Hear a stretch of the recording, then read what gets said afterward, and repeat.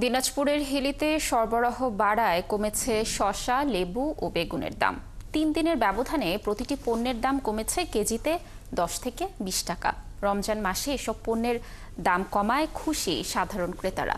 এদিকে ব্যবসায়ীরা বলছেন চাহিদার তুলনায় সরবরাহ বাড়ায় দাম কমেছে। সামিউল ইসলাম আরিফের তথ্য ছবিতে প্রতিবেদন।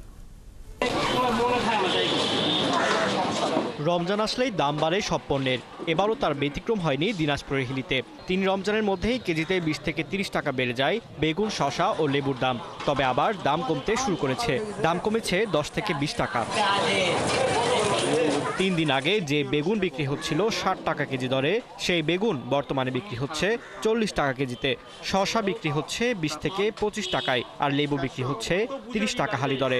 দাম কমেছে টমেটো, কাঁচামরিচেরও। প্রথম রমজান এবং প্রথম রমজানের ৩ দিন আগের থেকে অনেক সবজির দাম চড়া ছিল, সেই তুলনায় এখন কাঁচামালের দাম অনেকটা কমে আসছে।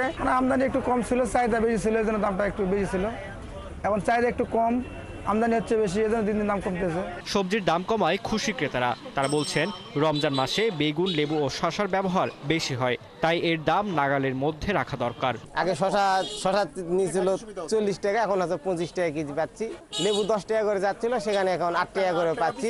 দাম কম থাকলে তো অবশ্যই সুবিধা, সবারই সুবিধা। মালটা কিনে সবার খাওয়াতে ভালো হবে। ক্রেতাদের দাবি পুরো রমজান জুড়েই এরকম দামে সবজি বিক্রি হোক, প্রয়োজনে বাজার মনিটরিং করা হোক।